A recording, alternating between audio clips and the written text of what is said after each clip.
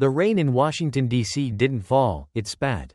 It was a cold, acidic drizzle that clung to the neon signs of the late-night diners and washed the city's dirt straight into the Potomac.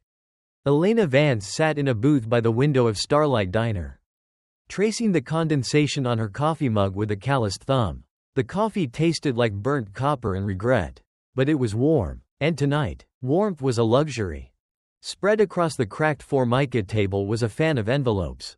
Some were stamped in angry red ink, "Final Notice." Others were stark white, bearing the clinical logo of the Bethesda Memorial Hospital. Elena didn't need to open them to know the numbers. $240,000. That was the price tag on her younger sister's life. Maya needed an experimental dual-valve heart transplant. A procedure not covered by the VA. Not covered by basic insurance. And certainly not covered by the meager savings of a dishonorably discharged Delta Force sniper. She closed her eyes. The ambient noise of the diner, the clatter of silverware, the hiss of the fry grill, fading into the background. Instead, she heard the rhythmic, agonizing beep of Maya's heart monitor. She saw her sister's pale, translucent skin, the brave but exhausted smile Maya managed every time Elena visited the ICU. "I'm okay. Don't worry about me." Elena rubbed her temples, suppressing the memory. Worrying was the only thing keeping her sane. Since their parents died in the crash, Maya was the only anchor tethering Elena to her humanity. Without her, Elena was just a ghost. A discarded weapon left to rust in the civilian world. She gathered the bills, stuffing them roughly into the pocket of her olive-drab field jacket. She tossed a crumpled $5 bill onto the table and walked out into the biting wind of the Capitol. The street was empty, the glow of the streetlights reflecting off the wet asphalt like spilled liquid gold. Elena pulled her collar up, her boots making no sound on the pavement. She walked with the distinctive, measured gait of a predator, eyes scanning the shadows, calculating exits, instinctively checking the blind spots. The military had kicked her out after the classified mess in Kandahar. But they couldn't untrain her. As she turned the corner onto 14th Street, her internal alarm tripped. A sleek, midnight black Lincoln Town car was idling in the alleyway leading to her apartment building. The engine was a barely perceptible purr. The headlights were off. Elena stopped. Her right hand slipped seamlessly into the deep pocket of her jacket. Her fingers wrapping around the cold, textured grip of her Sig Sauer P365. She didn't draw it, but her thumb rested lightly on the safety. The back door of the Lincoln opened. A man stepped out. He was holding a large black umbrella that shielded his face from the street lamps. He wore a tailored charcoal overcoat that probably cost more than Elena's net worth. "Elena Vance," the man said. His voice was smooth, cultured, carrying the distinct cadence of Ivy League arrogance. "You're in the wrong neighborhood, friend," Elena replied, her voice dangerously flat. She didn't move an inch. The man chuckled, a dry, humorless sound. He tilted the umbrella back, revealing a sharp jawline, silver-streaked hair, and eyes that were completely devoid of warmth. "I assure you, Ms. Vance, I am exactly where I need to be. My name is Julian Vane. I don't care if you're the Pope. Move the car. I'm going home." "To what?" Vane asked gently. "A freezing studio apartment? More final notices from debt collectors? Or perhaps you're rushing back to stare at the ceiling and calculate exactly how many days Maya has left before her heart gives out entirely." Elena closed the distance between them in 3 terrifyingly fast strides. Before Vane's driver could even unbuckle his seatbelt, Elena had Vane pinned against the wet chassis of the Lincoln, her left forearm pressed against his throat, her right hand driving the barrel of the Sig directly under his chin. "Mention my sister again," Elena whispered, her eyes burning with a cold, terrifying fire, "and they'll be cleaning your Ivy League brains off this brick wall for a week." Vane didn't flinch. He didn't even drop the umbrella. He just looked at her, a twisted smile playing on his lips. "Excellent," he choked out, struggling slightly against the pressure on his windpipe. "Your file said you had a temper. But it also said you have flawless trigger control. You're not going to shoot me, Elena, because if you do, Maya dies. If you listen to me, she lives." Elena's jaw tightened. Her pulse hammered in her ears. Every instinct screamed at her to pull the trigger, to eliminate the threat. But the name, Maya, paralyzed her. Slowly, agonizingly, she lowered the weapon and stepped back, keeping the gun drawn and aimed at his chest. "Talk," she ordered. "You have 60 seconds." Vane straightened his tie. Utterly unfazed, he reached into his coat. Alina's finger tightened on the trigger. But he only withdrew a thick, sealed manila envelope, tossing it onto the hood of the car. "Inside this envelope is a cashier's check for $1 million, Vane said, his voice returning to its smooth, persuasive rhythm. "Payable to Bethesda Memorial. It covers the dual valve transplant, the recovery suite, and a private nursing staff for a year." Elena stared at the envelope. It looked heavy. It looked like salvation. "What's the catch?" she asked, her voice cracking for the first time. "There is another $1 million waiting in an offshore account once the job is done." Vane continued. $2 million, Elena, to do what you do best." "I'm not an assassin," she spat. "I don't kill for money. The military may have stripped my rank, but I'm not a contract killer." "Who said anything about killing?" Vane smiled. It was a predatory expression. "I don't want you to kill anyone, Ms. Vance. In fact, I am paying you specifically not to kill." Elena frowned, her gun lowering slightly. "Makes sense." "Senator Arthur Sterling," Vane said, pronouncing the name as if it tasted foul. "The golden boy of the upcoming presidential election. He's running on a platform of unity and peace. It's nauseating. And unfortunately for his campaign, it's boring. His poll numbers are plateauing in the swing states. He needs a bump. He needs to be a martyr." "You want me to shoot a U.S. senator?" Elena barked a laugh. "You're insane." "I want you to shoot at him," Vane corrected, taking a step closer. "Next Thursday, Sterling is holding a massive open-air rally at Freedom Plaza. The cameras of every major news network will be rolling. I want you on a rooftop, 400 yards out. I want you to line up a shot right between his eyes." Vane paused, letting the silence stretch between them. Only the sound of the rain hitting the umbrella filled the gap. "And then I want you to pull your aim exactly 3 inches to the left. Hit the bulletproof glass of the teleprompter.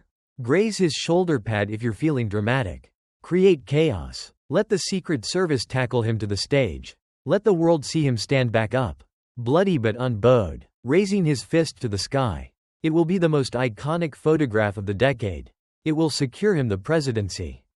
Elena processed the information. Her tactical mind was already breaking down the scenario. Freedom Plaza, 400 yards, wind sheer off the surrounding skyscrapers. The panic of a crowded square. "You want a false flag operation," she concluded. "A fake assassination attempt to win an election." "I want theater, Ms. Vance. High-stakes theater. And you are the finest marksman the Joint Special Operations Command ever produced. If I hire a thug, he might actually hit the senator. If I hire you, I know the bullet will go exactly where you tell it to. 3 inches to the left. No more, no less. And if I refuse?" Vane sighed, a sound of genuine pity. "Then you take your coffee-stained bills, go up to your freezing apartment, and wait for the hospital to call you at the time of death. The choice is entirely yours, soldier." He didn't wait for an answer. Vane turned and climbed back into the luxurious warmth of the Lincoln. As the door began to close, he stopped. "The envelope on the hood is yours regardless, Elena. Consider it a token of my profound respect for your service. But if you want the other $1 million, be at the coordinates listed inside tomorrow at noon." The door clicked shut. The heavy Lincoln pulled away, its tires hissing against the wet pavement, disappearing into the dark maw of the city. Elena stood alone in the rain. She looked at the manila envelope resting on the hood of a rusted, abandoned sedan nearby where he had tossed it. The rain was beginning to warp the paper. Slowly, her hands trembling not from the cold but from the terrifying weight of what she was about to do. Elena reached out and picked it up. She didn't open it, she just held it against her chest, right over her heart.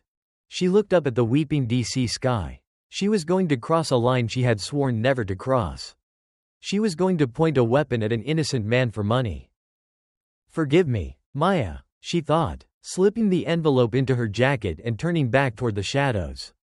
"But I'm not letting you die."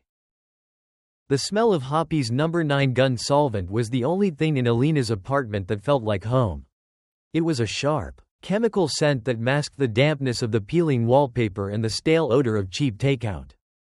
Sitting cross-legged on the bare hardwood floor, Elena worked with mechanical precision.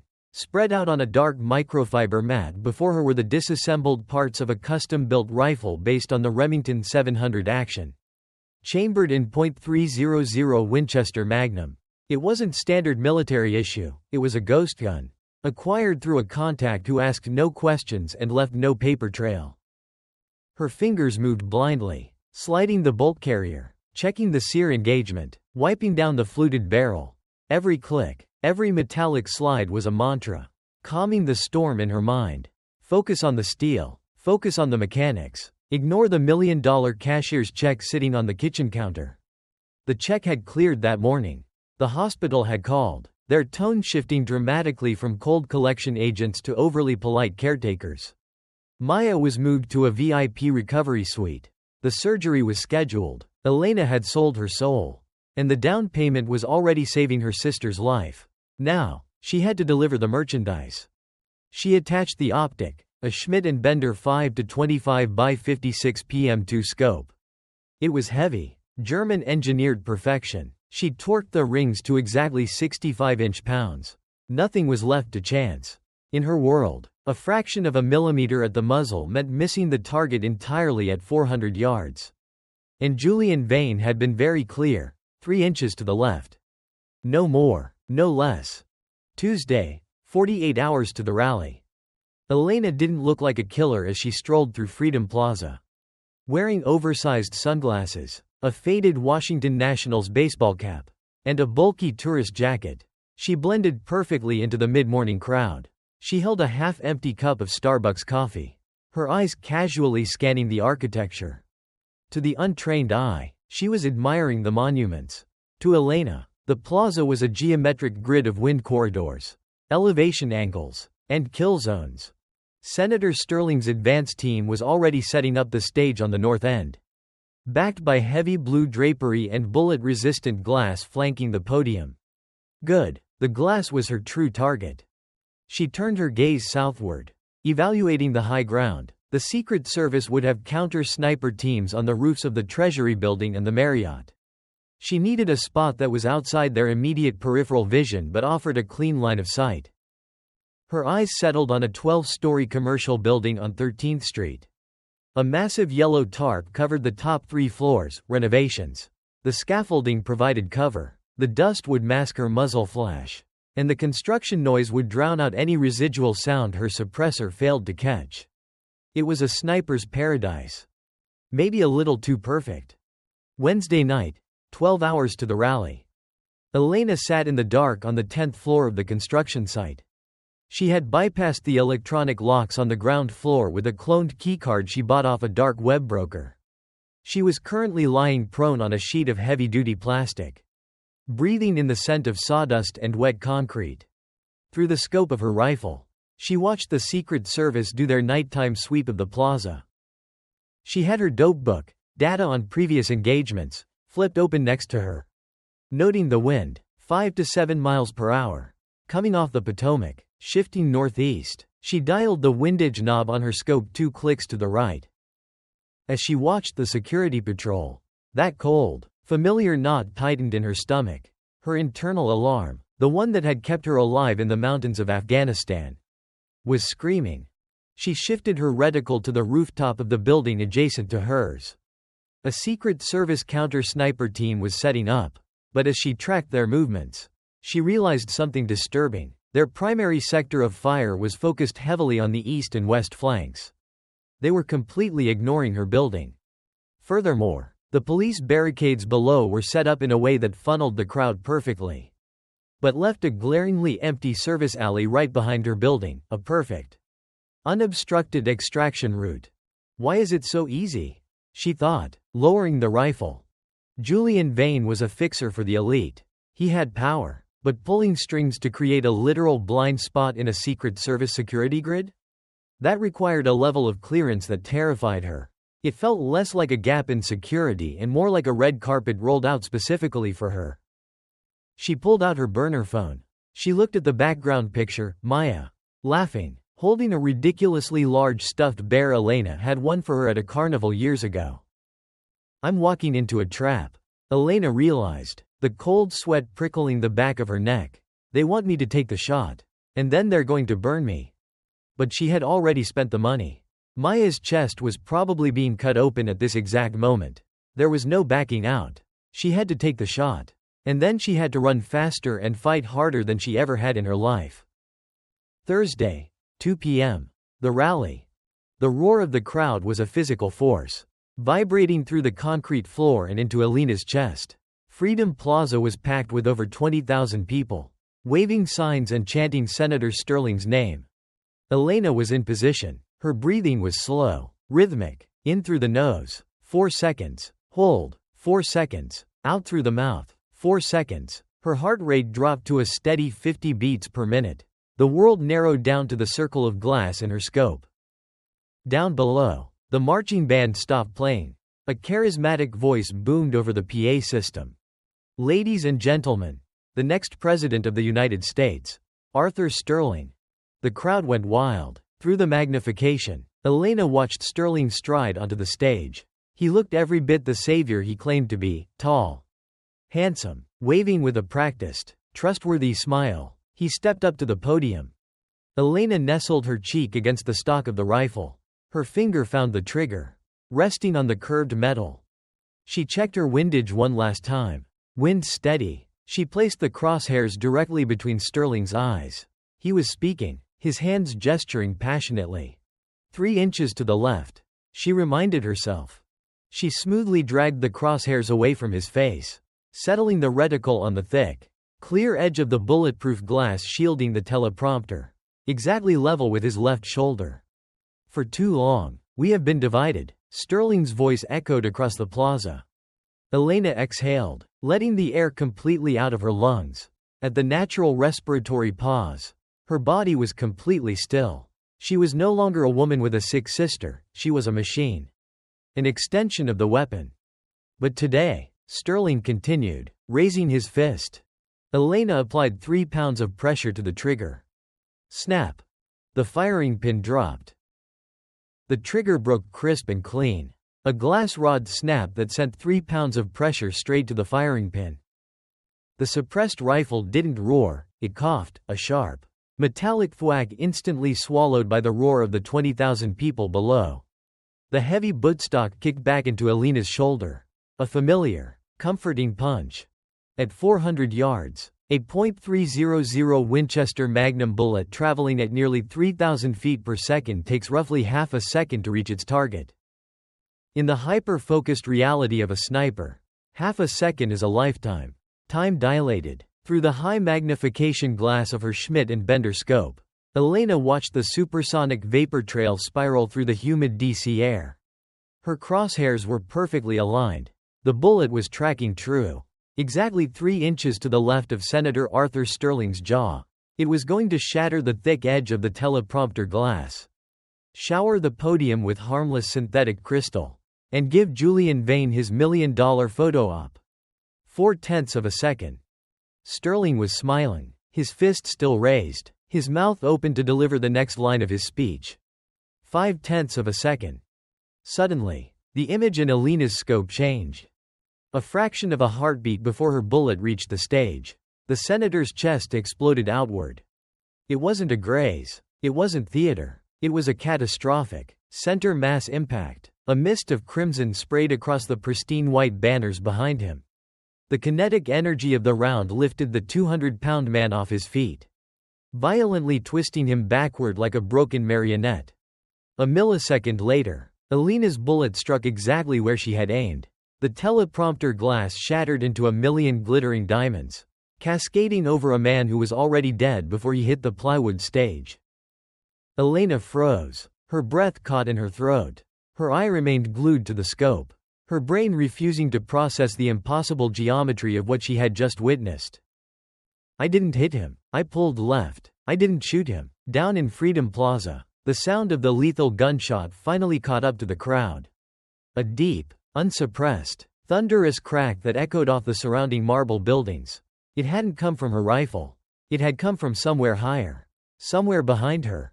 The plaza erupted into absolute, primal terror. The cheering morphed into a deafening, collective shriek. A stampede of bodies surged backward, trampling signs, barriers, and each other. Secret Service agents, moving with practiced, frantic speed, swarmed the fallen senator, their dark suits forming a futile shield over a body that was rapidly bleeding out onto the stage. Gunfire! Gunfire! Target is down. We need a bus at the north stage. Now! The imagined screams of the tactical radios played out in Alina's head. She didn't panic. Panic was a luxury for civilians. Her Delta Force training overrode her shock, kicking her into a state of icy clarity. She racked the bolt, ejecting the spent brass casing. She didn't let it hit the floor. She caught it midair, a reflex born from years of leaving no trace. She swung the barrel of her rifle up, scanning the rooftops of the buildings to the south, trying to trace the angle of the kill shot. Where are you? She thought, her reticle sweeping the skyline. Who took the shot? She found the answer, and it made the blood in her veins run ice cold. 3 buildings down, perched on the edge of a Gothic-style gargoyle. She caught a fleeting glimpse of movement, a flash of a lens, a dark figure retreating into the shadows.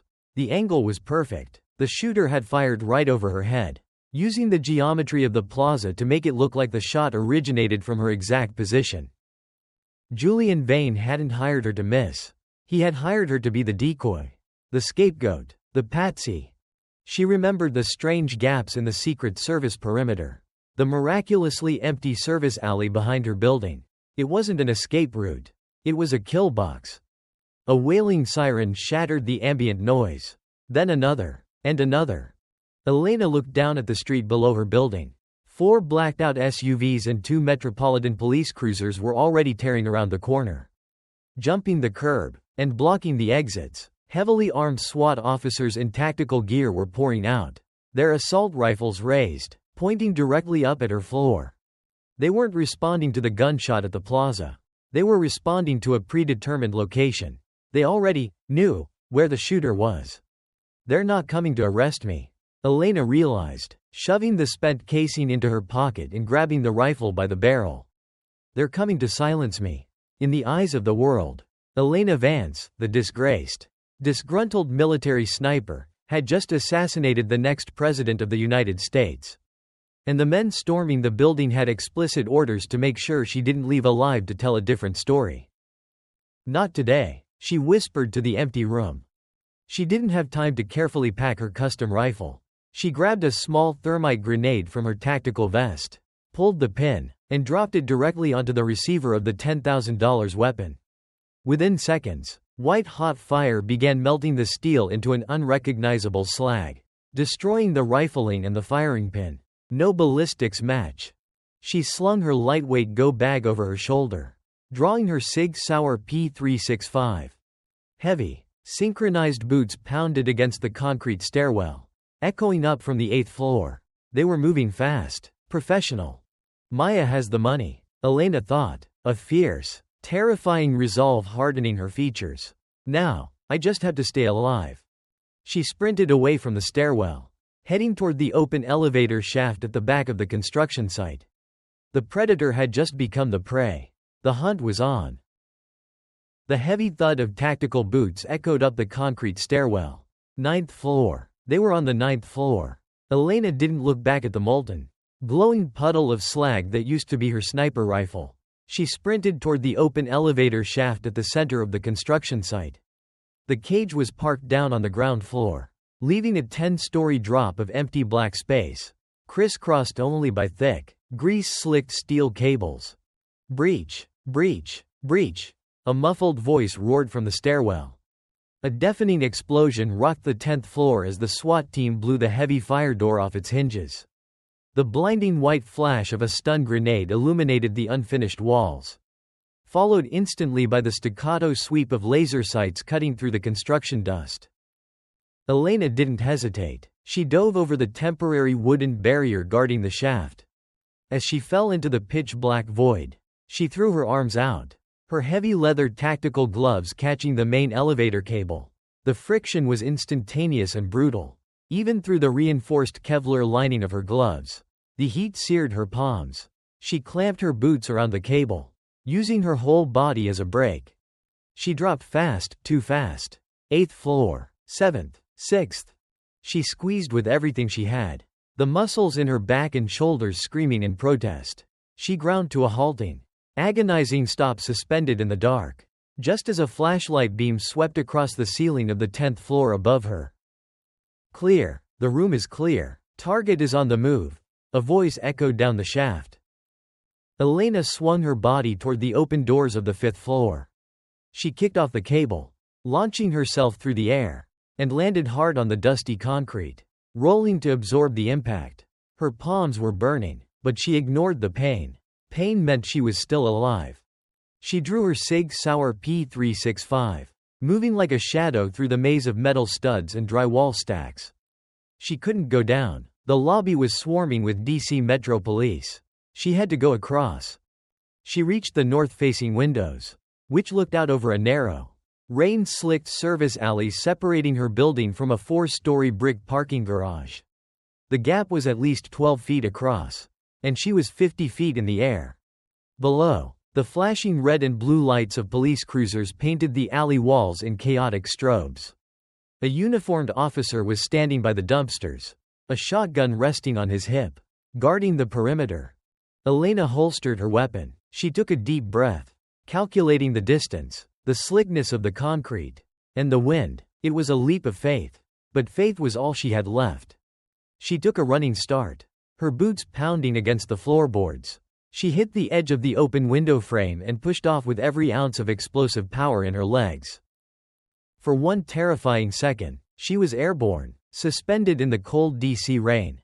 She slammed into the rusty fire escape of the parking garage, the metal groaning under her weight. Her ribcage took the brunt of the impact against the iron railing. The wind was knocked out of her lungs in a sharp gasp. But her hands gripped the wet metal like vice grips. She scrambled over the railing just as the officer down in the alley looked up, alerted by the clang of the metal. "Hey, stop right there," the cop yelled, raising his shotgun. Elena didn't stop. She vaulted over the next railing, dropping down to the 3rd tier of the fire escape. Then the 2nd. The officer fired a warning shot, the buckshot shattering the brickwork a foot above her head. She hit the ground level of the alley hard, rolling to her feet directly in front of the young cop. He pumped the shotgun, his eyes wide with adrenaline. "Drop it. Get on the ground," he screamed. Elena wasn't a murderer. She was a soldier. In a blur of motion, she stepped inside the arc of his weapon. She grabbed the barrel of the shotgun with her left hand, violently twisting it upward and away, while her right hand delivered a precision strike to his brachial plexus, the nerve center on the side of his neck. The cop's eyes rolled back, his legs buckling instantly. Elena caught him before his head could hit the pavement, lowering him gently to the wet asphalt. "Sorry, kid," she whispered. She stripped the tactical radio from his vest, clipped it to her belt, and vanished into the labyrinth of DC's back streets. 10 minutes later, the wail of sirens was everywhere. The entire city was locking down. Helicopters thumped overhead, their spotlights cutting through the rain like searching eyes. Elena had ditched her bulky tourist jacket in a dumpster, reversing her Washington Nationals cap and pulling up the collar of her gray hoodie. She walked with her head down, joining a chaotic stream of terrified civilians pouring down the escalators into the McPherson Square metro station. The panic from Freedom Plaza had spread like wildfire. People were crying, frantically checking their phones, pushing past the turnstiles to get out of the city center. Elena swiped a prepaid MetroCard she kept for emergencies and slipped into the crowd. She kept her breathing steady, her posture slouched, becoming just another frightened face in the herd. She stepped onto the crowded platform. The air smelled of ozone and damp wool. As she waited for the Red Line train, her stolen police radio crackled to life in her earpiece. "All units, be advised, we have a positive ID on the prime suspect. I repeat, suspect identified, Elena Vance, 32 years old, former U.S. Army, considered armed and extremely dangerous. Shoot to kill authorized." Elena froze. The words hit her harder than the impact against the fire escape. A positive ID. It had been less than 15 minutes since the shot was fired. It was physically impossible for the FBI to have processed the crime scene, found a trace, and identified her that fast. Unless the evidence had been planted days ago. She slowly looked up at the digital advertising screens hanging over the platform. The regular ads for mattresses and law firms had vanished. Instead, every single monitor was broadcasting a breaking news alert from CNN. Breaking. Senator Sterling assassinated. Below the bold, bloody letters was a photograph. It wasn't a grainy security camera image. It was her official military portrait. Her unsmiling face. Her green eyes staring dead into the camera. The banner scrolling at the bottom of the screen read, FBI names disgraced Special Forces sniper Elena Vance as prime suspect in domestic terror attack. They hadn't just framed her, they had prepared a media package. Julian Vane and his shadowy employers had choreographed the entire narrative before Elena even stepped onto that roof. She wasn't just a scapegoat. She was the perfect villain for a grieving nation. A woman standing next to Elena glanced at the screen, gasped, and covered her mouth in horror. Then, the woman looked at Elena. Her eyes widened in a terrifying spark of recognition. The rumble of the approaching train shook the platform. Elena didn't wait for the woman to scream. She turned on her heel and pushed her way through the dense crowd, sprinting toward the maintenance access doors at the far end of the station. The hunt was no longer just about the police. The whole world was looking for her now. The safe house was a forgotten, windowless basement beneath an abandoned dry cleaner in the heart of Adams Morgan. Elena had set it up 3 years ago. A paranoid remnant of her days in Black Ops. It smelled of mildew, dust, and stale survival rations. Right now, it was the only place on Earth where she could breathe. She locked the heavy steel door behind her, sliding 3 deadbolts into place. She didn't turn on the overhead lights, only a small, battery-powered camping lantern that cast long, distorted shadows against the peeling paint. Her hands were shaking, not from the cold rain that soaked her clothes, and not from the adrenaline of the escape. They were shaking from the sheer, terrifying scale of the trap she had walked into. She stripped off her wet hoodie and threw it into a corner, sinking onto the edge of a bare, lumpy mattress. On a wooden crate next to the bed sat a bulky, archaic CRT television hooked up to a digital antenna. She hesitated for a fraction of a second, dreading what she was about to see, before twisting the dial to a rolling news network. The screen flickered to life. It was worse than she could have ever imagined. A nation in mourning. The solemn voice of a seasoned anchor echoed in the cramped room. To repeat our top story, Senator Arthur Sterling, the frontrunner for the upcoming presidential election, has been assassinated in cold blood at Freedom Plaza. Authorities have launched the largest manhunt in United States history for this woman. Her face filled the screen again. This time, it wasn't just her military portrait. They were flashing a carefully curated slideshow of her life, completely devoid of context. Elena Vance, a 32-year-old former sniper with the elite Delta Force. Vance was dishonorably discharged 2 years ago following a highly classified incident in the Middle East. Psychological profiles obtained by this network suggest a history of insubordination, extreme anti-government sentiment, and severe PTSD. Elena stared at the screen. Her jaw clenched so tight her teeth ached. Anti-government sentiment? She had given her blood for her country. The classified incident they were twisting was her refusal to fire on a compound filled with civilian women and children, an order given by a bad commander. She had taken the fall to protect her squad. Now, that quiet act of defiance was being weaponized into a motive for murder. The broadcast cut to a panel of experts, retired generals and political pundits, all nodding in grave agreement. This is a textbook lone wolf scenario. A man in a sharp suit declared. A disgruntled, hyper-lethal veteran who felt abandoned by the system she swore to protect. Senator Sterling represented the establishment, and she wanted to tear it down. They wrote the script before I even pulled the trigger. Elena realized, a sickening weight settling in her stomach. Julian Vane hadn't just arranged a sniper's nest, he had orchestrated a complete public execution of her character. The evidence was planted, the narrative was fed to the media. The world didn't just think she was a killer, they thought she was a monster. But amidst the suffocating panic, One thought cut through the noise like a beacon. Maya. Elena lunged for the small duffel bag shoved under the mattress. She dug through the fake passports and stacks of emergency cash until her fingers closed around a cheap, prepaid burner phone. She dialed the number for Bethesda Memorial Hospital from memory. Her thumb hovered over the call button. If the FBI was as fast as she thought, they might already have agents at the hospital. But she had to know. She had to know that the $1 million had secured Maya's surgery. That this nightmare, at the very least, had a purpose. She pressed send. It rang 3 times before an automated voice directed her to the VIP recovery ward. VIP Patient Services. This is Clara speaking. A soft, polite voice answered. Elena pressed the phone hard against her ear. Hi, Clara. I'm calling to check on the status of a patient. Maya Vance. She was admitted this morning for a dual-valve heart transplant. There was a pause. The clicking of a keyboard echoed over the line. Let me check that for you. Ma'am, 1 moment. Elena held her breath. The silence stretched. The 10 seconds felt like 10 years. Ma'am? Clara's voice returned, but the polite, practiced warmth was completely gone. It was replaced by a tight, uncomfortable professionalism. Are you a family member? I'm her sister, Elena said, her voice dropping to a harsh whisper. Did she go into surgery? Is she okay? I'm sorry, Ms. Vance. The surgery has been cancelled. The words felt like a physical blow to Elena's chest.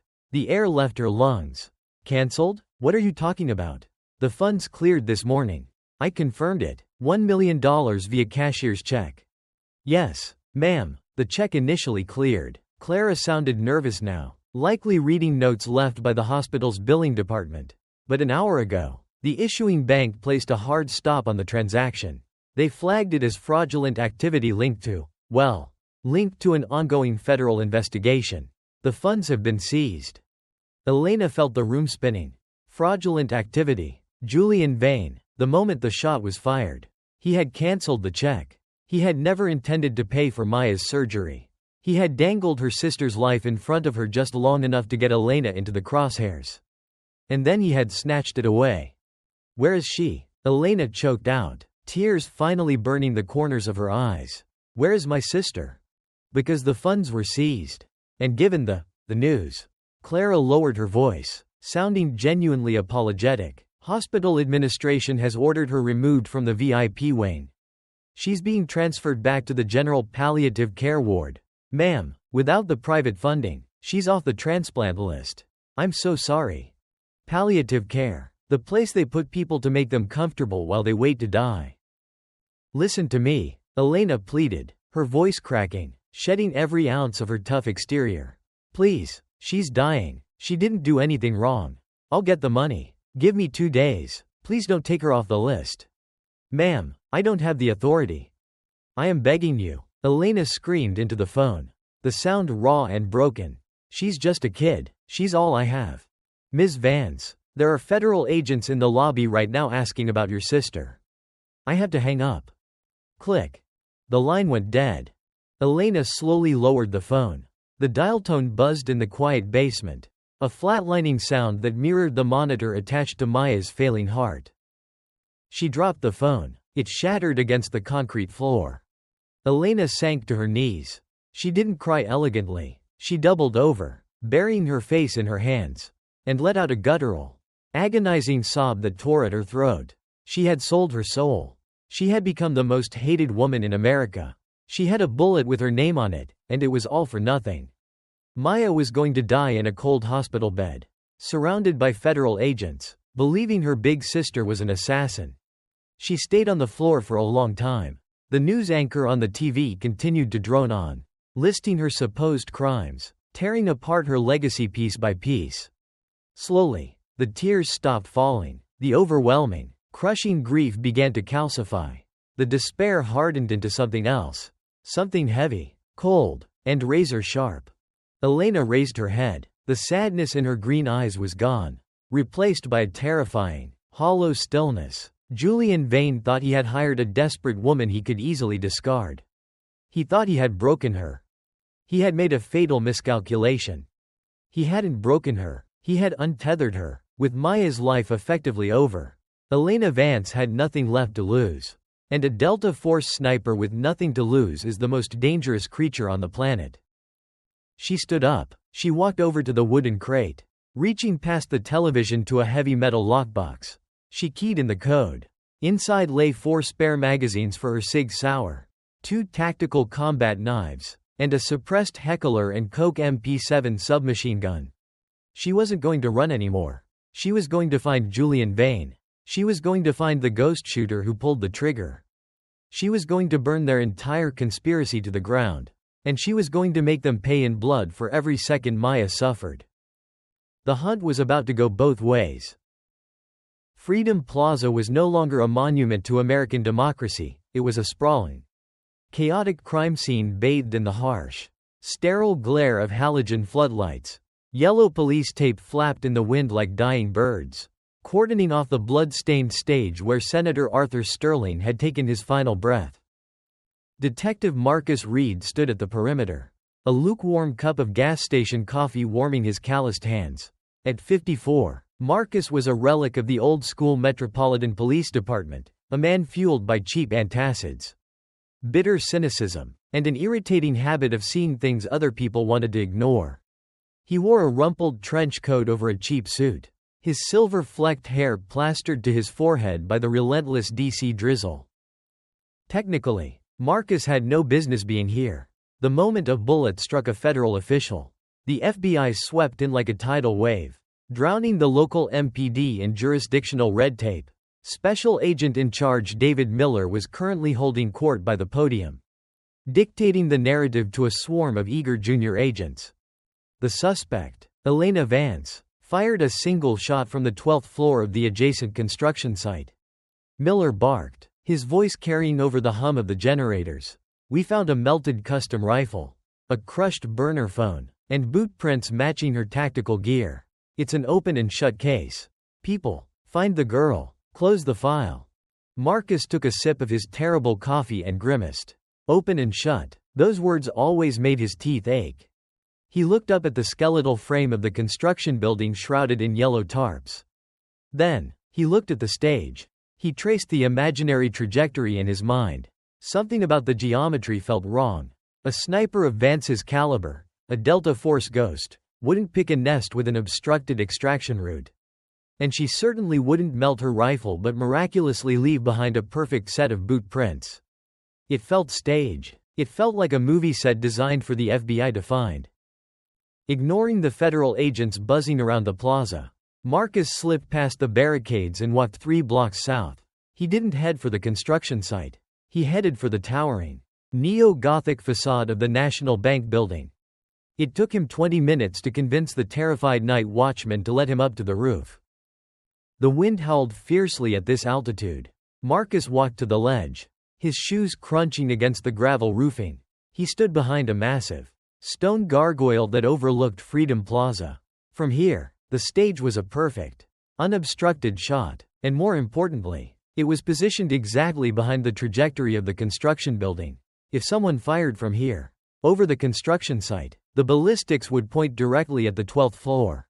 Marcus knelt behind the gargoyle, pulling a small, high-powered mag light from his pocket. He swept the beam over the wet stone. Nothing, just pigeon droppings and soot.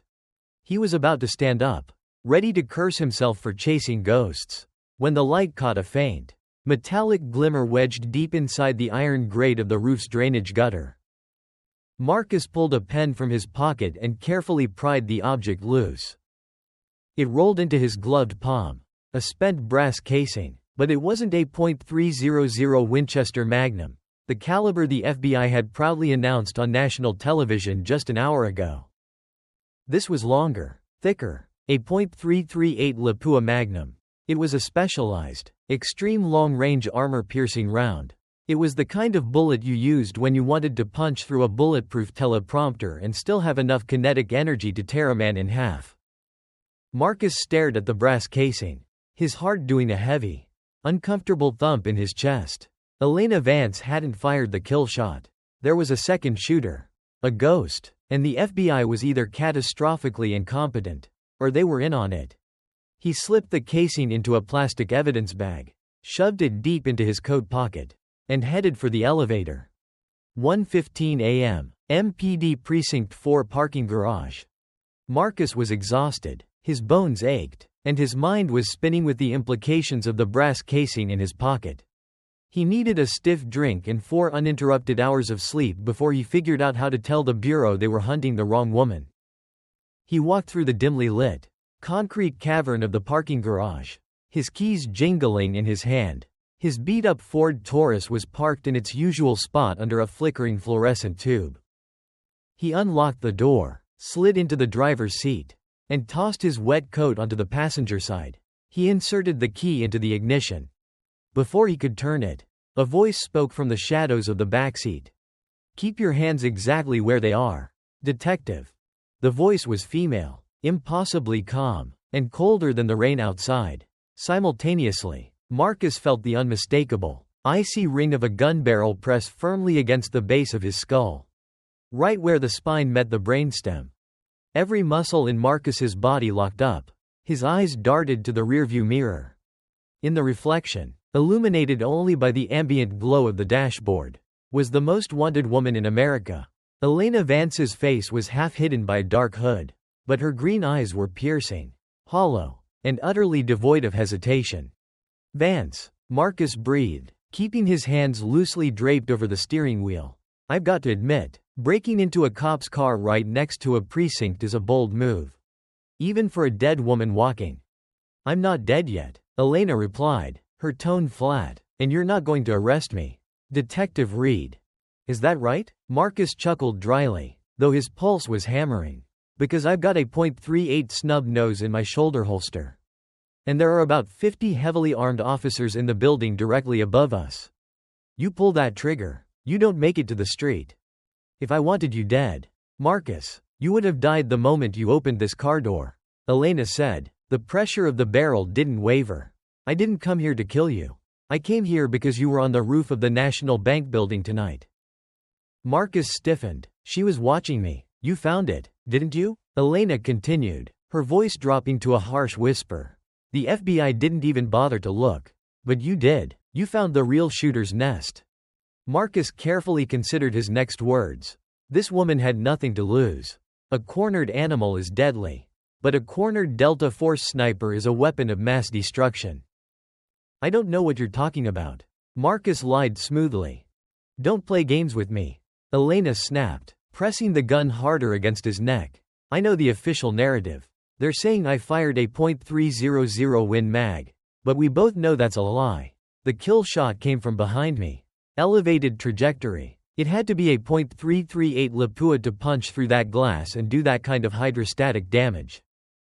Marcus let out a slow, controlled exhale. He slowly reached into his pocket. Hands," Elena warned, cocking the hammer of the Sig Sauer. The click was deafening in the quiet car. "Relax, kid," Marcus said, keeping his movements painfully slow. "I'm just pulling out my notebook." 2 fingers. He pinched the plastic evidence bag between his index and middle fingers, pulling it out and tossing it onto the center console. Inside the plastic, the .338 Lapua casing gleamed dully under the streetlights. Elena stared at the casing. For a brief second, the icy exterior cracked, a flash of vindication, followed immediately by a wave of profound sorrow, crossed her eyes. The barrel at Marcus's neck lowered just a fraction of an inch.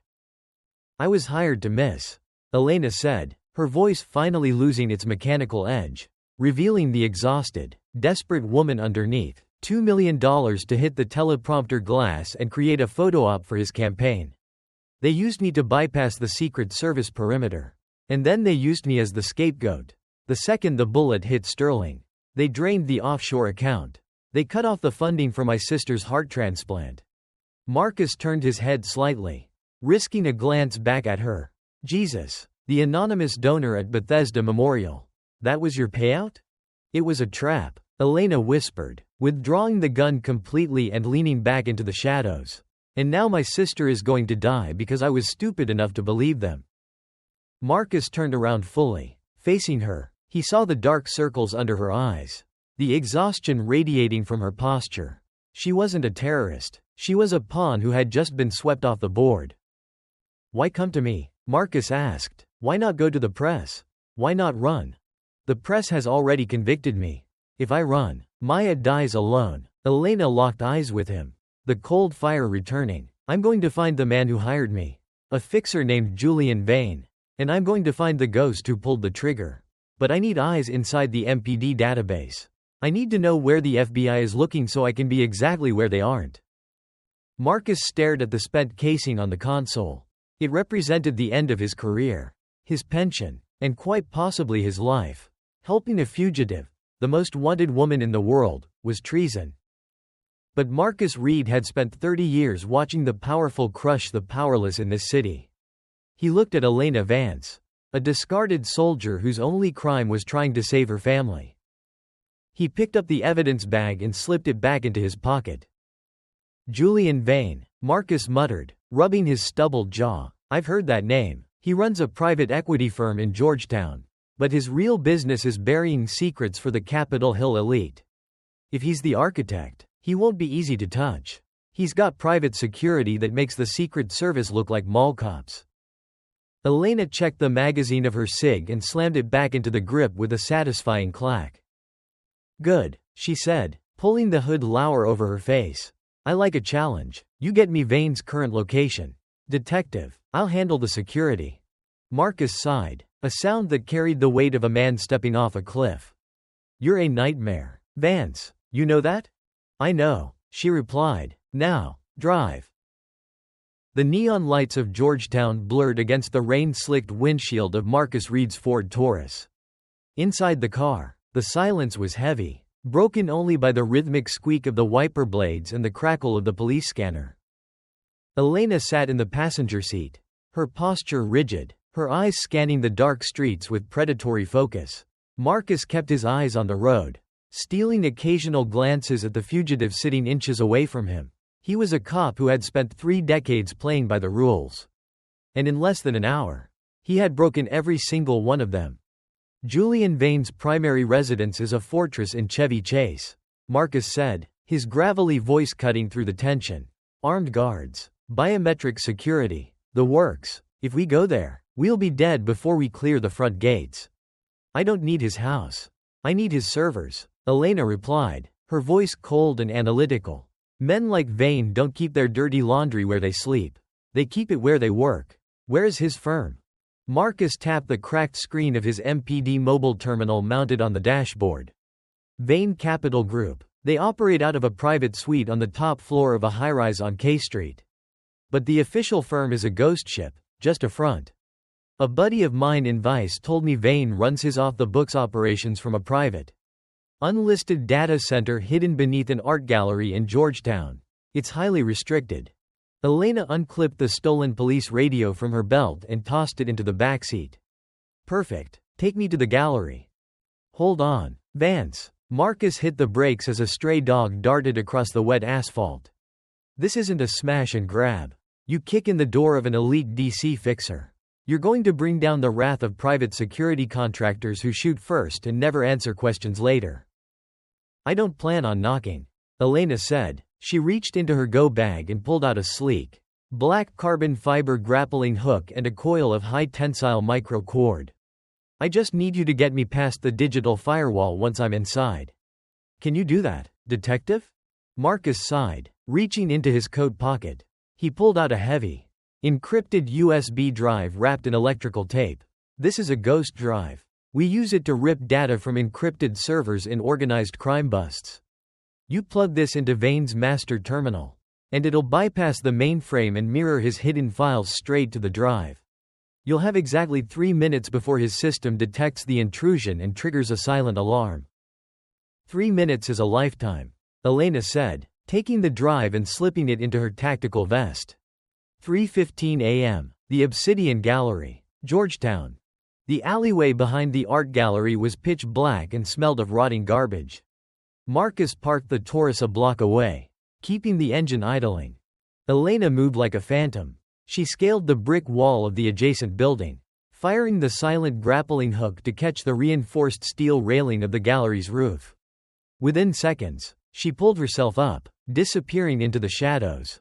On the roof, she found the HVAC ventilation shaft. Using a multi-tool, she quickly disabled the magnetic alarm sensors and unscrewed the heavy iron grate. She dropped down into the shaft, crawling through the narrow, dusty metal veins of the building until she reached the basement level. She peered through the vent cover. Below her was Vane's hidden sanctuary. It didn't look like a basement. It looked like the war room of a multinational intelligence agency. The walls were lined with glowing, water-cooled server racks. In the center of the room sat a massive glass desk with multiple high-definition monitors.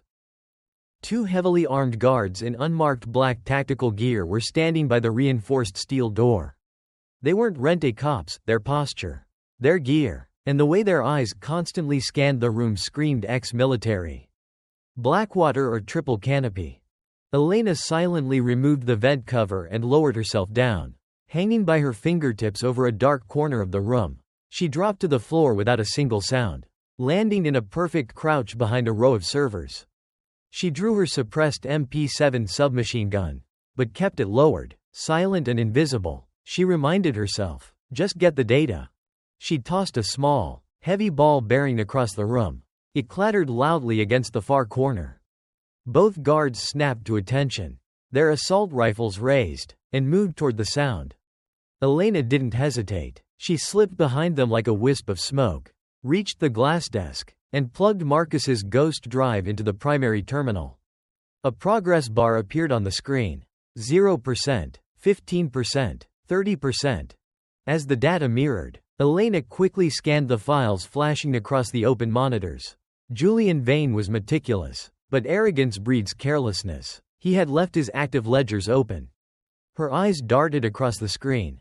Offshore accounts, shell companies, wire transfers, and then, she saw it.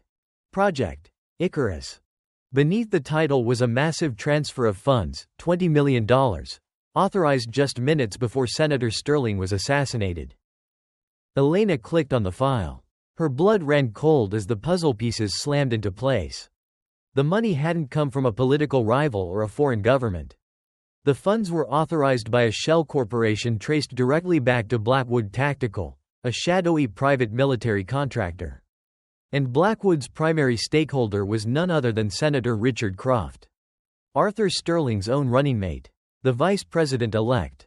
Croft was a hardliner, a war hawk who despised Sterling's platform of peace and unity. With Sterling dead and elevated to a martyr, Croft would automatically become the President of the United States, riding a wave of national grief directly into the Oval Office. He would have the mandate, the power, and the military budget to do whatever he wanted. And Julian Vane was the architect who built the throne for him. 75%, 85%.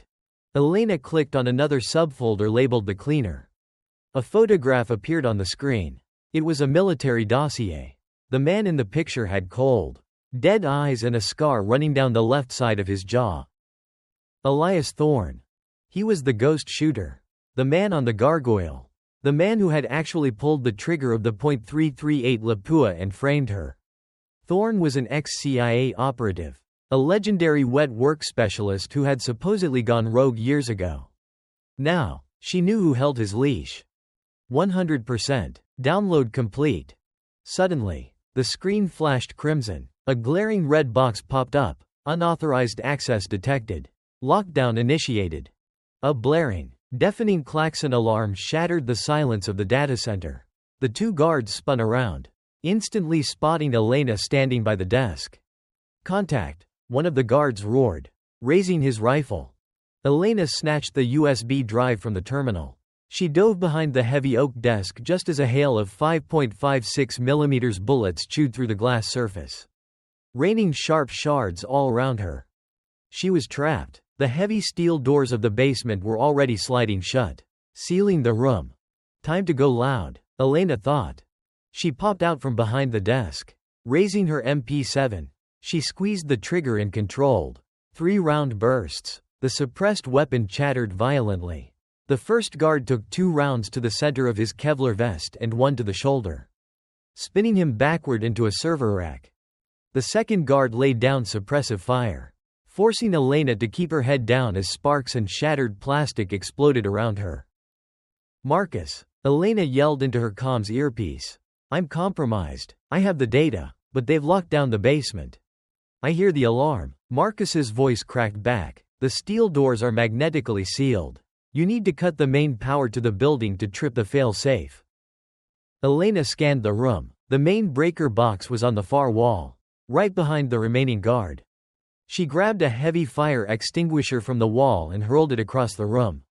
As the heavy red cylinder clattered across the floor, the guard instinctively fired at it. The pressurized tank exploded in a massive cloud of thick, white chemical foam, instantly blinding the guard and plunging the room into chaotic, choking fog. Elena charged through the whiteout. She lunged, tackling the blinded guard to the ground and driving her knee into his chest, neutralizing him instantly. She stood up, grabbed her MP7, and aimed at the main electrical breaker box. She unloaded the rest of her magazine into the metal panel. Sparks showered the room, and instantly, the lights, the servers, and the blaring alarm died.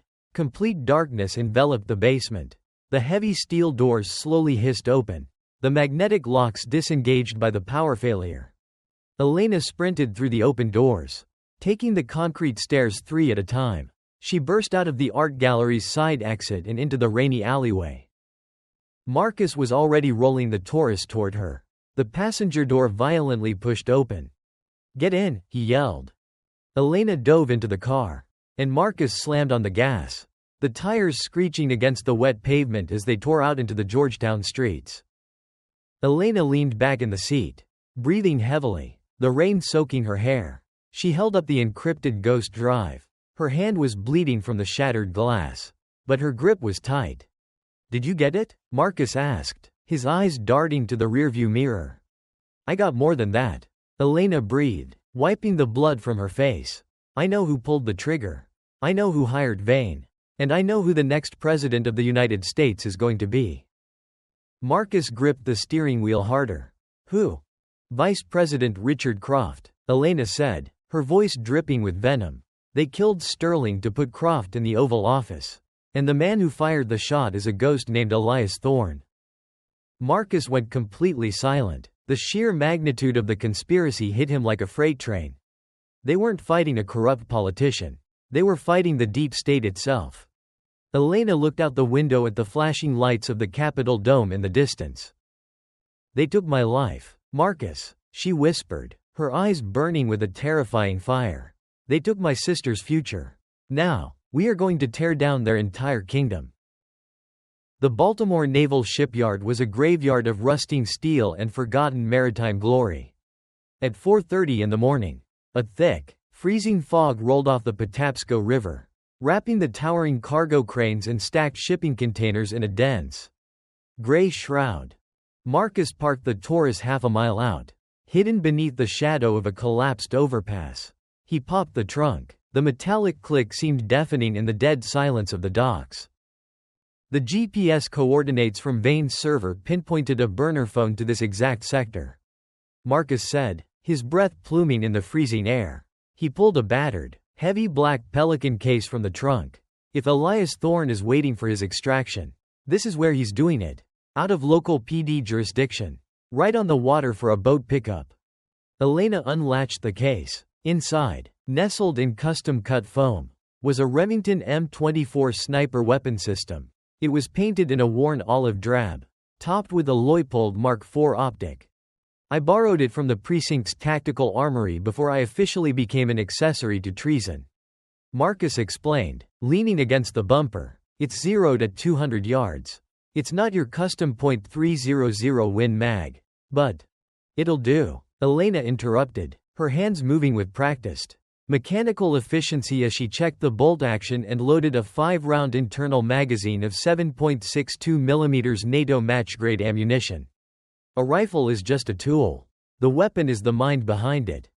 Vance, listen to me." Marcus grabbed her arm, his grip tight. "Thorne is ex-CIA's Special Activities Division. He's a ghost. He doesn't just shoot, he hunts. You don't have a spotter. And we don't know the terrain. Let me call in a SWAT unit. I can make an anonymous tip." "No police," Elena said, her eyes meeting his. They were as cold and gray as the fog around them. If Thorne gets arrested, Vane's lawyers will have him out on bail and on a private jet to Geneva before the sun comes up. He's the only physical link tying the vice president to Sterling's murder. I need him alive. I need him to talk. Marcus let go of her arm, heavily exhaling. Just, don't miss. Elena racked the bolt, chambering around. I never miss. Unless I'm paid to. She slipped into the shipyard, becoming just another shadow moving among the labyrinth of corrugated metal containers. The air smelled of salt, diesel fuel, and wet rust. She kept her movements agonizingly slow. In a sniper duel, the first person to be seen is the first person to die. She didn't look for a man, she looked for anomalies. A reflection of glass, a geometric shape that didn't belong in nature. A disturbance in the fog. Suddenly, her stolen police radio crackled to life. It wasn't the MPD dispatch. It was a localized, encrypted frequency. I was wondering if you'd track the ping. Vance. The voice was smooth, devoid of any accent, and completely relaxed. It was Elias Thorne. He had hacked into her radio frequency. I read your file. Elena. Thorne's voice echoed directly into her earpiece. Delta Force. Top of your class at Fort Bragg. But you're emotional. You hesitated in Kandahar, and it cost you your career. Now, you're playing a game way out of your league because Julian Vane dangled your sick little sister in front of you. Elena didn't touch the transmit button. Talking back would just help him triangulate her exact position. She kept moving, her boots making zero sound on the wet concrete. I took the shot at Freedom Plaza. Thorne continued, his tone conversational, like they were discussing the weather. It was a beautiful shot. Really, a .338 Lapua from 450 yards. Quartering crosswind. I timed it perfectly with your trigger pull. You have to appreciate the craftsmanship. Elena crouched behind a rusted forklift, her eyes scanning the three massive loading cranes looming over the shipyard. Crane number 2 had a covered operator's cabin, a perfect elevated hide. She raised the M24, peering through the optic. The fog was too thick. She couldn't see the cabin clearly. Crack. The sound of the bullet breaking the sound barrier happened a fraction of a second before the heavy steel chassis of the forklift exploded 3 inches from Elena's face. Shrapnel showered her cheek, drawing a thin line of blood. The booming echo of the gunshot washed over the shipyard a moment later. You're lagging, Vance. Thorne mocked over the radio. Thermal optics. You're glowing like a Christmas tree in this fog. Elena cursed under her breath. If he had thermal imaging. The fog wasn't her cover, it was her coffin. She was completely exposed. She scanned her immediate surroundings. 30 yards to her left was a massive, active steam pipe running along the edge of the dry dock, venting hot vapor into the air. Another supersonic snap. A bullet chewed through the concrete directly between her boots. He was walking his shots, toying with her. She didn't hesitate. Elena sprinted from behind the forklift, diving into the thick, billowing cloud of hot steam venting from the pipe. The scalding heat soaked through her tactical gear instantly, making her gasp, but the intense thermal bloom of the steam perfectly masked her body heat from Thorne's scope. Clever girl. Thorne chuckled, but you can't stay in the sauna forever. Elena lay on the wet ground, breathing shallowly through her mouth to avoid inhaling the burning vapor. She had temporary cover, but she was pinned. She needed to locate him, and she needed to do it now. She closed her eyes, replaying the last 2 shots in her mind. The crack of the bullet, then the boom of the rifle. She counted the milliseconds between the supersonic crack and the muzzle report. 1.2 seconds. Sound traveled at roughly 1.125 feet per second. That put him approximately 400 yards away. She mapped the trajectory of the bullet that hit the forklift. It came in at a steep 30-degree downward angle. She opened her eyes. She wasn't looking at the cranes anymore. She looked further back, toward the towering superstructure of a decommissioned Navy destroyer moored at the far end of the dock. The radar mast. It was the highest point in the yard, exactly 400 yards away, offering a 360-degree view. Got you. But knowing where he was wasn't enough. She had to make him look at the wrong thing. Elena unzipped her tactical vest and pulled it off. She grabbed a heavy iron wrench discarded near the pipe and shoved it into the vest to give it weight. She tied the paracord from her grappling hook to the shoulder strap. Taking a deep breath, she threw the weighted vest out of the steam cloud, across the open concrete, holding the other end of the cord. Instantly, Thorne fired. The .338 Lapua round tore through the Kevlar vest with a sickening thud, pinning it to the asphalt. In the exact second Thorne pulled the trigger, while his rifle recoiled and his eye blinked, Elena rolled out of the steam cloud in the opposite direction. She dropped into a prone position, ignoring the jagged gravel digging into her ribs. She jammed the buttstock of the M24 deep into her shoulder. She found the radar mast in her scope. Through the swirling fog, she saw a brief, unnatural flash of heat, the glowing hot barrel of Thorne's rifle. He realized his mistake immediately. He racked his bolt, shifting his aim toward her real position. Elena didn't have time to check the wind. She didn't have time to calculate the exact bullet drop. She relied on pure, instinctual muscle memory. She put the crosshairs on the dark silhouette behind the glowing barrel. She pulled the trigger. The M24 roared, bucking violently against her shoulder. A split second later, Thorne fired. 2 bullets crossed paths in the freezing Baltimore air. Elena felt a blinding, white-hot agony tear through her left side, just below her ribs. The impact spun her violently, slamming her back against the damp concrete. Her vision flashed white, then faded into a fuzzy gray. She gasped, but her lungs refused to pull in air. Through the ringing in her ears, she listened for the sound of Thorne racking another round. She waited for the final, fatal shot. Silence. Only the low hum of the shipyard and the lapping of the dark river against the docks. Elena gritted her teeth, fighting the overwhelming wave of nausea and darkness threatening to pull her under. She forced herself onto her hands and knees. Blood was pouring freely from her left side, soaking her shirt in a dark, warm stain. She looked through the optic of the dropped M24. The dark silhouette on the radar mast was gone. Only a rifle dangled precariously from the safety webbing, swinging like a pendulum in the wind. She had hit him. Marcus. Elena gasped into her comms, her voice barely a whisper. Mast. Navy destroyer. Target is down.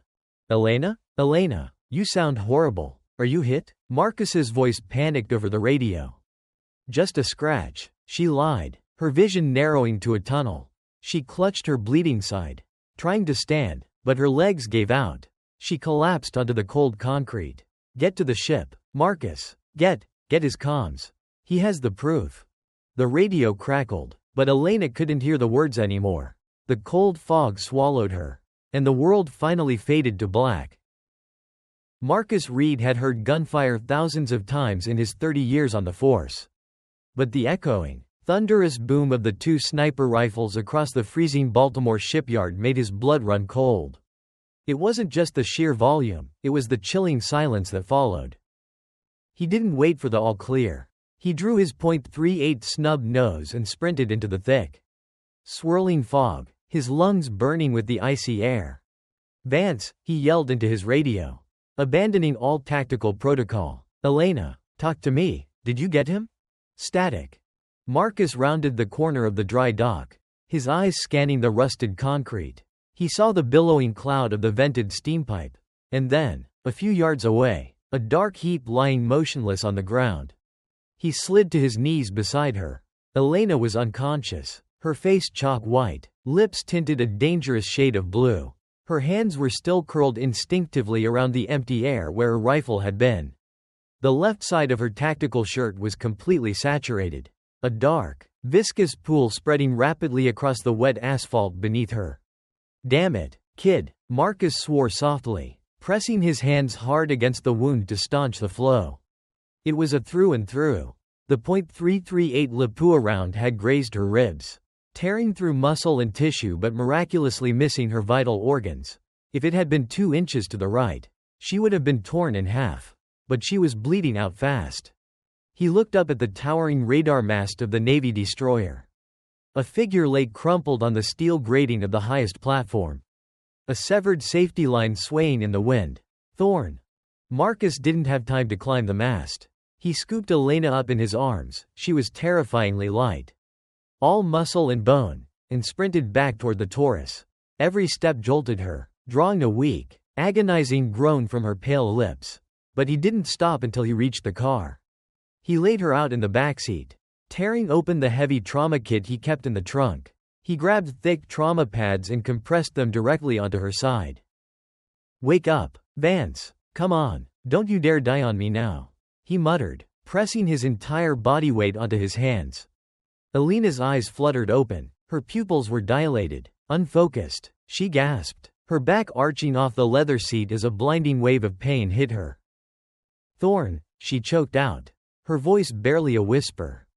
"He's dead," Marcus said, keeping the pressure steady. "You got him, but if we don't stop this bleeding, you're going to join him. I have to pack the wound. Elena, it's going to hurt like hell." Elena gritted her teeth, her jaw locked tight. She gave him a single, rigid nod. Marcus didn't have morphine. He didn't have an operating room. He had combat gauze infused with a coagulating agent, a bottle of rubbing alcohol, and a roll of duct tape. "Bite down on this," he said, handing her a rolled-up leather belt. She took it between her teeth. Marcus poured the alcohol directly into the open wound. Elena let out a muffled, guttural scream that tore at Marcus's heart. Her entire body convulsed, her hands gripping the edges of the car seat so hard her knuckles turned white. Marcus worked with brutal efficiency, packing the gauze deep into the exit wound to stop the arterial bleeding, then wrapping her torso tightly with pressure bandages and sealing it with tape. When he finally pulled his hands away, they were both drenched in sweat and blood. Elena spit the belt out, gasping for air, her head falling back against the seat. "You're going to live," Marcus breathed, wiping his bloody hands on a rag. He started the car, cranking the heater to the maximum to fight off her incoming shock. "But we can't go to a hospital. We can't go anywhere." "The phone," Elena whispered, her eyes closed. "Thorn's phone. Did you get it?" Marcus reached into his coat pocket. When he had laid her in the car, he had run back to the base of the destroyer. Thorn's body hadn't fallen, but his encrypted satellite phone had dropped from the mast, shattering the screen but leaving the casing intact. He held it up. "I have it," Marcus said. "I'll plug it into the ghost drive when we find a hole to hide in. Just rest." 2 hours later, an abandoned safe house, West Baltimore. The room was lit only by the pale, gray light of the dawn filtering through boarded-up windows. Elena was propped up on a dusty sofa, a heavy wool blanket draped over her shivering shoulders. The bleeding had stopped, but the pain was a constant, throbbing fire in her side. Across the room, Marcus was huddled over a folding table, typing frantically on his encrypted laptop. Thorn's cracked satellite phone plugged into the USB port. "Got it," Marcus said, his voice heavy with exhaustion. He turned the screen toward her. It wasn't just bank transfers this time. It was a digital ledger of audio recordings. Elias Thorn wasn't just a killer, he was a blackmailer. He had recorded his encrypted calls with Julian Vane to ensure he had leverage in case they ever tried to burn him. Marcus hit play on the most recent file. The smooth, arrogant voice of Julian Vane filled the quiet room. "The stage is set. Elias, Vance is in position. When she pulls the trigger, you take the shot. Hit center mass. Make sure Sterling doesn't get up." Then, Thorn's voice, cold and clinical. "Understood. And the vice president?" "Croft is waiting for the news." Vane replied. "Once Sterling is dead, Croft steps up to the mic. He vows to hunt down the radical terrorists who did this. He declares martial law in the capital. The military contracts go to Blackwood Tactical, and we rewrite the map of the Middle East. It's a new era. Elias." Marcus paused the recording. The silence that followed was suffocating. They had it, the ultimate proof. Senator Arthur Sterling had been sacrificed by his own running mate on the altar of war profiteering. And they had used a desperate, broken soldier to take the fall. Marcus closed the laptop, rubbing his tired eyes. He looked at Elena. She was staring at the blank wall, her face unreadable. "We have the smoking gun," Marcus said quietly. "If we get this to the director of the FBI, or leak it to every major news outlet in the world, we win. You get your life back." "Elena." "My life?" Elena let out a hollow, bitter laugh. It triggered a spike of pain in her ribs, making her wince. My life ended the day the army decided I was a liability. The day I refused to bomb a school in Kandahar because my commanding officer wanted to secure a local warlord's loyalty. She looked at Marcus, her green eyes filled with a profound, aching sadness. I believed in the flag. Marcus, I believed we were the good guys. When they kicked me out, stripped my pension, and called me a traitor, I swallowed it, because I still had Maya. But this? Watching the men who run the country murder their own just to sell more bullets. There's nothing left to believe in. Marcus stood up, walking over to the sofa. He sat down heavily in a broken armchair across from her. I know the feeling, he said, his voice gruff but gentle. I joined the MPD 30 years ago because I wanted to protect people. But somewhere along the line, the job stopped being about justice. It became about protecting the system, covering up the doings of city councilmen, looking the other way when a rich kid gets caught with a trunk full of fentanyl. He leaned forward, resting his elbows on his knees. I've spent 3 decades watching the bad guys wear expensive suits and walk away clean. I was going to retire next month. Vance, take my pension, buy a boat, and drink myself to death trying to forget all the faces of the people I couldn't save. He looked at the laptop, then back to her. But then I saw you on that roof.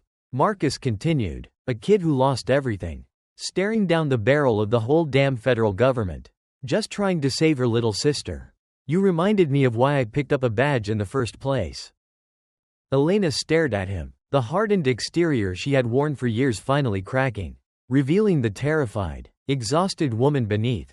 What do we do now? She asked, her voice small. We don't just leak the files, Marcus said, a dangerous, uncompromising fire igniting in his old eyes. If we give it to the media, Vane and Croft will spin it. They'll claim it's a deepfake, Russian disinformation. They have the money to bury the truth in court for a decade. So, what's the play? Tomorrow night is the memorial gala for Senator Sterling, Marcus said. The entire political elite will be there. Vice President Croft is giving the keynote eulogy on live national television. Julian Vane will be watching from the VIP wings. Elena slowly sat up, ignoring the agonizing pull in her side. The hollow look in her eyes was gone, replaced by the deadly focus of a sniper finding her target. We crash the party, Elena said. We crash the party, Marcus agreed. We bypass the media. We bypass the courts. We broadcast the truth directly to the American people while Croft is standing on the stage. Elena reached out, picking up her dropped tactical knife from the table. She tested the edge against her thumb. Vane is going to have Blackwood tactical mercenaries guarding every exit, she said. I know, Marcus smiled grimly. Good thing I brought a Delta Force sniper. The Blackwood estate in Northern Virginia was less of a mansion and more of a modern fortress masquerading as a monument to American wealth. Set on 200 acres of manicured lawns and surrounded by 12-foot wrought iron gates. It was the perfect venue for the elite to mourn one of their own safely away from the public eye. Tonight, the estate was hosting the televised memorial gala for Senator Arthur Sterling. Outside, the rain continued to pour, washing over the armada of Blacktown cars and news vans parked along the circular driveway. Inside the grand ballroom, it was a sea of black tuxedos and designer morning gowns. The air smelled of expensive champagne, white lilies, and hypocrisy. Detective Marcus Reed stood near the grand staircase, tugging uncomfortably at the collar of his rented tuxedo. He held a crystal glass of sparkling water, his eyes scanning the room. He had used every favor he had left in the MPD to get placed on the Joint Task Force security detail for the event. He was the Trojan horse. Comms check. Vance, Marcus muttered into his lapel microphone, pretending to cough into his fist. I have visual on Vice President Croft. He's shaking hands near the ice sculpture. Julian Vane is standing 3 paces behind him. He looks entirely too relaxed. Copy that, Marcus. Elena's voice crackled softly in his earpiece. It sounded tight, strained by the physical toll of her gunshot wound. I'm in the ventilation network above the East Wing, making my way to the master control room. Elena wasn't wearing a tuxedo. She was clad in head-to-toe black tactical gear, her face painted with camouflage grease. The tight pressure bandages wrapped around her ribs felt like a corset woven from barbed wire. Every time she pulled herself forward through the narrow, dusty aluminum ducts, a fresh wave of agony radiated from her left side. She bit down on her lip until she tasted copper, refusing to make a sound. The master control room, the nerve center handling the live broadcast feed to every major news network in the country, was located on the third floor, overlooking the ballroom behind a wall of tinted, soundproof glass. Elena reached the vent grating directly above the adjacent server hallway. She peered down. 2 Blackwood tactical mercenaries were standing guard outside the reinforced door of the control room. They carried suppressed MP5 submachine guns slung across their chests. Professional, alert, and deadly. She couldn't use a firearm here, even suppressed. The mechanical click of the bolt and the impact of the bodies would echo down the marble hallway and alert Vane's security network. It had to be hand-to-hand, close-quarters combat. She silently unscrewed the 4 bolts of the vent cover and set it aside. She took a slow, deep breath, expanding her wounded ribs. Ignore the pain. Become the weapon. Elena dropped from the ceiling like a predatory spider. She landed directly behind the guard on the right in complete silence, her boots absorbing the shock. Before the man could even register the shift in air pressure, Elena clamped her left hand over his mouth and drove her combat knife upward, sliding the 6-inch carbon steel blade perfectly beneath the base of his skull, severing the brainstem. Instant, silent death. She caught his dead weight, lowering him to the carpet without a sound. But the movement caught the peripheral vision of the second guard. He spun around, his eyes widening as he saw the ghost of Elena Vance rising from the floor. He opened his mouth to shout and reached for his MP5. Elena didn't have time to close the distance. She pulled the bloody knife from the first guard's neck and threw it in a single, fluid motion. The blade spun through the air and sank deep into the second guard's throat, cutting off his radio call in a wet gurgle. He staggered backward, his hands flying to his neck.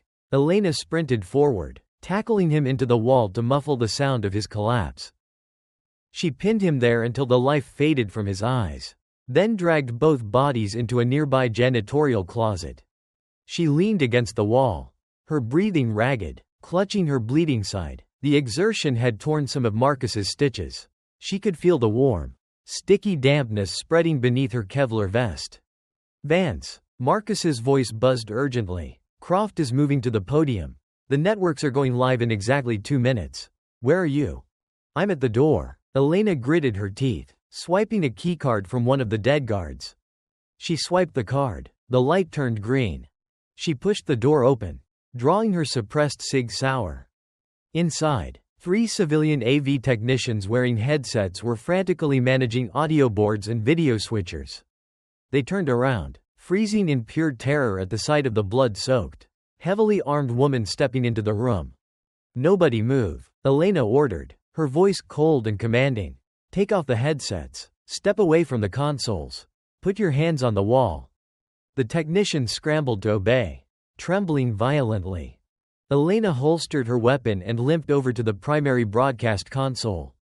She pulled the encrypted ghost drive from her pocket, the drive containing the audio file of Julian Vane ordering the assassination of Senator Sterling. Down below in the grand ballroom, the lights dimmed. A single, dramatic spotlight illuminated the podium.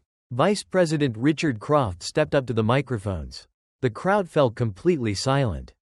My fellow Americans, Croft began, his voice booming with practiced, solemn grief. We gather tonight not just to mourn a great man, but to mourn the innocence of a nation. Arthur Sterling was taken from us by an act of cowardice, by a rogue element who hates the very freedom we stand for. In the control room, Elena plugged the ghost drive into the main terminal. She quickly bypassed the network security protocols, using the access codes Marcus had ripped from Vane's servers the night before. She found the master audio output channel, currently broadcasting Croft's voice to millions of living rooms across the globe.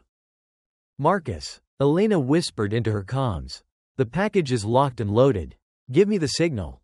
Down in the ballroom, Marcus watched from the shadows. He looked at Croft, spouting lies on a stage built on a murdered man's blood. Then, he looked past the podium, locking eyes with Julian Vane. Vane was standing by the exit, his arms crossed, but something was wrong. Vane was tapping his earpiece. Frowning, he looked at one of his Blackwood lieutenants, gesturing angrily toward the third floor. Vane's security network had noticed the two missing guards. "They know we're here, Elena," Marcus said, drawing his .38 from his shoulder holster under his tuxedo. "Vane is sending a tactical team up the stairs right now. You have about 30 seconds before they breach that door." Elena looked at the heavy wooden door of the control room.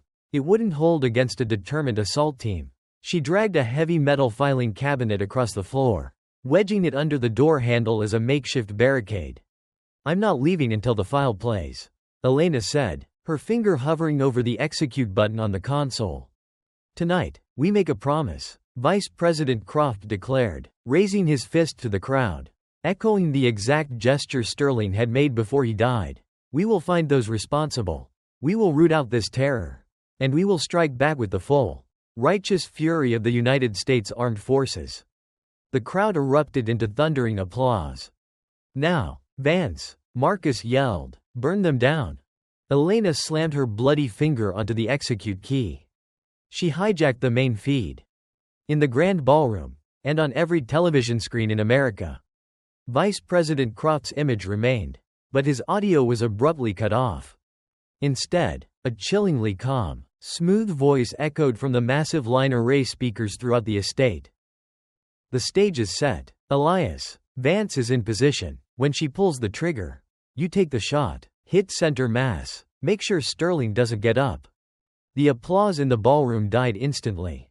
It was replaced by a collective gasp of confusion, then sheer, unadulterated shock.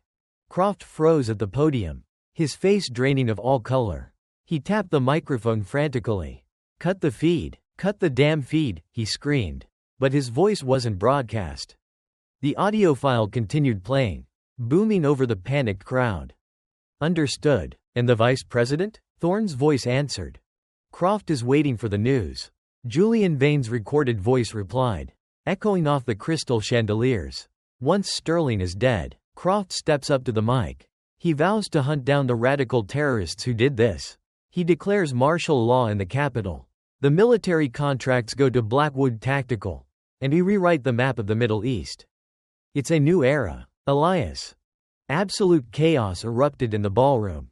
Senators, generals, and donors began shouting. The news anchors in the back scrambled to report the bombshell playing out live on air. The deep state's darkest secret had just been dragged kicking and screaming into the light. Marcus watched from the floor, a grim, satisfied smile spreading across his weathered face. Up in the control room, Elena watched the monitors as the truth tore through the estate like a shockwave.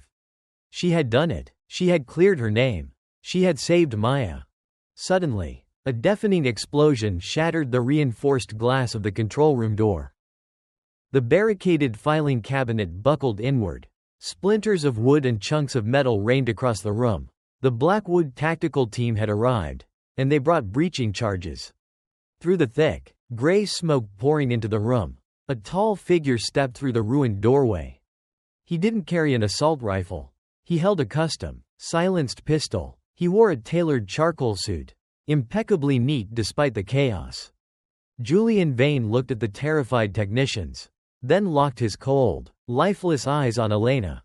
"You really are a persistent nuisance, Ms. Vance," Vane said, stepping over the rubble, "but the broadcast ends here." Elena drew her Sig Sauer, aiming it squarely at Vane's chest. Her hands were shaking from the blood loss, but her eyes were lethal. "It's already out, Julian," Elena spat, blood staining her teeth. "The whole world just heard you. It's over."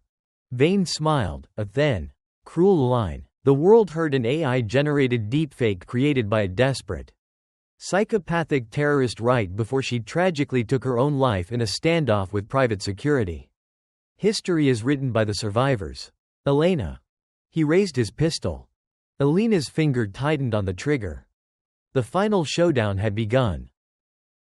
The master control room was a war zone of shattered glass, sparking wires, and the thick, acrid smell of C4 explosives. Through the haze of the breached doorway, Julian Vane stood like an executioner. His custom, integrally suppressed 9mm pistol was leveled perfectly at Elena's head. History is written by the survivors. Elena, Vane repeated, his voice smooth and terrifyingly calm. He took a calculated step into the room, his expensive leather shoes crunching over the debris. Behind him, 2 Blackwood mercenaries covered the hallway, their rifles raised. Elena leaned heavily against the broadcast console, her left hand pressing desperately against the pressure bandages on her ribs. Warm blood was seeping through her fingers again. Her right hand gripped the Sig Sauer, aiming center mass at Vane. But she knew the math. If she pulled the trigger, Vane would fire back, and his mercenaries would tear her to pieces. You think a single audio file changes anything? Vane sneered, his eyes flicking to the terrified AV technicians cowering in the corner. By tomorrow morning, my PR firms will have saturated every network with experts claiming that recording is an AI deepfake. A desperate, digital forgery created by a disgraced sniper trying to clear her name. The public is lazy. Elena, give them an easy lie, and they'll swallow it whole. Croft will still be president. Blackwood will still get the contracts. And you will be the villain who died resisting arrest. Elena let out a ragged breath. Her vision was starting to blur at the edges. She was running out of blood. And she was running out of time. You're right about one thing, Julian, Elena rasped, spitting a wad of blood onto the carpet. People doubt what they hear. They doubt the news. They doubt the politicians. Vane's finger tightened on the trigger. Goodbye, Ms. Vance. But, Elena interrupted, her voice suddenly losing all its exhaustion, replaced by a razor-sharp, chilling clarity. They never doubt what they see with their own eyes. Elena's bloody left hand slapped the main AV switcher board on the console. She didn't hit the audio button. She hit the master video override. Down in the grand ballroom, the massive digital screens flanking the podium had been blank since the audio file started playing. Suddenly, they flickered to life, not with the face of Vice President Croft, but with a crystal clear, high-definition live feed from the control room's security and broadcast cameras. Millions of people watching from home, and the hundreds of senators, generals, and journalists standing in the ballroom were suddenly looking at Julian Vane. They saw the gun in his hand. They saw the Blackwood mercenaries behind him. And they saw Elena Vance, bleeding and cornered. In the control room, Vane glanced up at the preview monitor. His arrogant smile vanished instantly. His face went completely pale. You didn't just hijack the audio, Vane whispered, his voice trembling for the first time. You hijacked the internal camera network. Smile for the cameras, Julian, Elena mocked, her green eyes blazing with absolute triumph. You're live on every major network on the planet. I didn't need the audio recording to take you down. I just needed it to make you angry enough to kick down that door and confess on live television. You didn't frame a terrorist today. You framed a ghost. And now the whole world sees the man pulling the strings. Downstairs, the ballroom erupted. The silence was shattered by a cacophony of screams and shouts. The journalists in the back of the room frantically aimed their lenses at the giant screens, broadcasting Vane's armed standoff to the globe. Vice President Croft looked up at the screen, his jaw dropping. He realized instantly that his empire had just burned to the ground. He turned to run, but Marcus Reed was already there. Marcus stepped out of the shadows, his MPD badge raised high, his .38 snub nose aimed directly at the vice president's chest. Richard Croft, you are under arrest for the assassination of Arthur Sterling and high treason against the United States. Marcus roared, his voice booming over the chaos. Hands where I can see them. Or so help me God. I will end your term right here.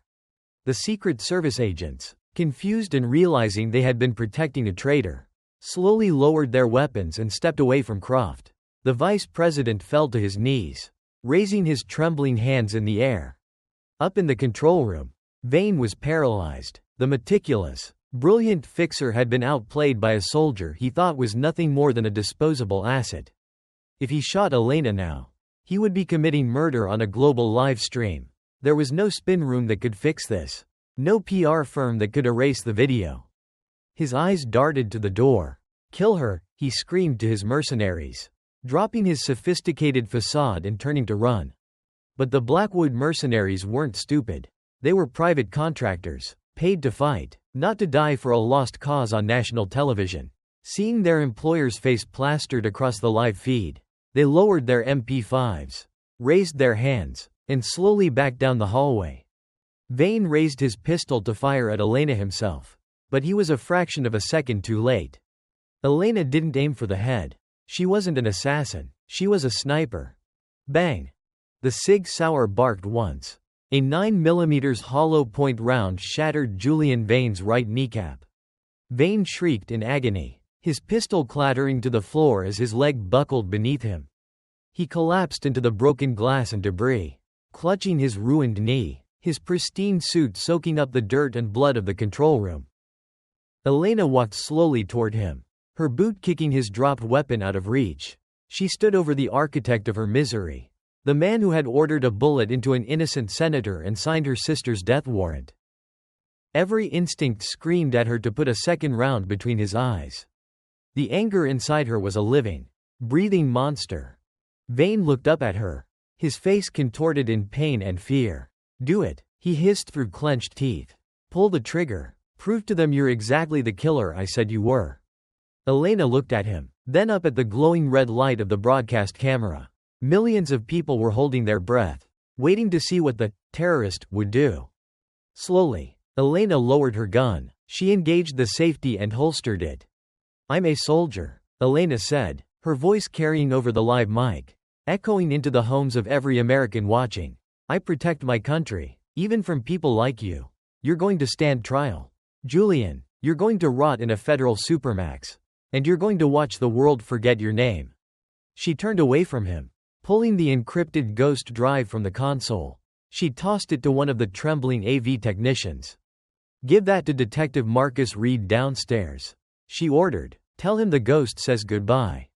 Sirens were wailing in the distance. A massive symphony of approaching federal and local police vehicles surrounding the Blackwood estate. The FBI was coming. And this time, they weren't coming for her. Elena pulled her hood up over her head. She clutched her bleeding side one last time, walked out of the control room, and disappeared into the shadows of the ventilation shaft, slipping away into the cold Virginia night just as the SWAT teams breached the front doors. The truth was finally under the lights. The nightmare was over. The morning sun over Washington, D.C. didn't burn away the shadows of the Blackwood estate. It simply exposed them for the whole world to see. By 6 a.m., the Capitol was effectively under martial law, but not the kind Vice President Richard Croft had envisioned. The FBI, operating under emergency authorization from the Attorney General, had raided Blackwood Tactical Headquarters, Vane Capital Group, and the vice presidential residence at the Naval Observatory. Croft was marched out of the estate in handcuffs, his tailored tuxedo wrinkled and stripped of all its former power. He looked small, pathetic, and terrified as the flashbulbs of 100 press cameras captured his disgrace. Julian Vane was wheeled out on a gurney, a heavy federal marshal chained to his uninjured wrist. His kneecap was shattered, but his empire was infinitely more broken. The audio and video feeds Elena had broadcasted were already being verified by independent cybersecurity firms worldwide. There was no spin, there was no escape. They were going to spend the rest of their natural lives in Florence ADX, the highest security prison in the country. Detective Marcus Reed stood by the perimeter barricades, sipping a cup of coffee. Surprisingly, it didn't taste like burnt copper and regret today. It tasted like victory. He watched the FBI tactical teams sweep the estate one last time. They found the breached control room. They found the dead mercenaries. But they didn't find Elena Vance. She had vanished into the cold Virginia night, a ghost returning to the ether. Marcus turned away from the circus and walked the 3 blocks down the wet road to where he had parked his battered Ford Taurus. He was exhausted, his bones aching with a deep, profound fatigue, but as he reached for the door handle, he stopped. Sitting squarely on the driver's seat, behind the locked window, was a thick manila envelope. Marcus unlocked the door and slid in. He picked up the envelope. It was identical to the one Julian Vane had used to bribe Elena in that dark alley just days ago. He opened the flap and poured the contents onto the passenger seat. Out slid a secondary, Encrypted USB drive, a complete backup of every file. Ledger. And communication off Vane's private servers. It was the ultimate insurance policy. If the FBI ever tried to bury the investigation, Marcus had the power to blow it wide open all over again. Next to the drive was a small, handwritten note on a piece of Blackwood Estate stationery. The truth cleared my name. But the offshore accounts from Project Icarus cleared Maya's medical bills. Vane won't be needing the money anymore. Buy the boat, detective. You earned it. E.V. Marcus read the note twice. A slow, genuine smile spread across his weathered face. He folded the paper carefully, tucked it into his breast pocket, and started the engine. For the first time in 30 years, Detective Marcus Reed felt like a cop. 6 months later, the air in the Swiss Alps was crisp, thin, and impossibly clean. It smelled of pine needles and fresh snow, a universe away from the acidic rain and political rot of Washington, D.C. Nestled on the edge of Lake Geneva was the Montreux Institute of Cardiology, an exclusive, heavily guarded medical facility known for performing miracles. Sitting on a wooden bench in the institute's private gardens was a young woman. Her skin had lost its translucent, sickly pallor, replaced by a healthy, vibrant flush. She was wrapped in a thick wool blanket, laughing brightly at a joke told by one of the passing nurses. Maya Vance was alive. The dual-valve transplant had been a complete success. 200 yards away, hidden beneath the deep shadows of a snow-dusted pine tree, a figure stood watching. Elena wore a heavy winter coat, the collar pulled high to shield her face from the biting wind. The wounds on her ribs had healed into thick, silver scars, reminders of the price she had paid. She watched her sister smile. She watched Maya take a deep, effortless breath of the mountain air. Elena's burner phone buzzed in her pocket. She pulled it out. The screen lit up with a breaking news alert from CNN. Former VP Croft and fixer Julian Vane sentenced to multiple life terms for Sterling assassination. Elena Vance officially cleared of all charges. Elena stared at the headline for a long moment. She was a free woman. She could walk down that path right now, wrap her arms around her sister, and step back into the light. But as she looked at the peaceful, quiet life Maya was building, Elena knew the truth. She was a soldier. She was a weapon. The world she operated in was dark, violent, and unforgiving. Maya deserved a life free from the shadows of her older sister's war. Elena typed a quick message on the encrypted phone, routing it through 5 different proxy servers to reach the private tablet Maya held in her lap. I'm always watching over you. Little bird, live a beautiful life. Down in the garden, Maya's tablet chimed. She looked at the screen. Her eyes widened, and a soft, knowing smile touched her lips. She didn't look around wildly. She just looked up toward the tree line, placing a hand over her newly beating heart. Under the pine tree, Elena smiled back. She turned away from the garden, dropping the burner phone onto the snow. She crushed it under the heel of her boot, completely destroying the SIM card. Elena Vance pulled her coat tighter against the wind and walked away, disappearing into the blinding white snow. She was no longer a scapegoat. She was no longer a target. She was exactly what they had trained her to be. A ghost.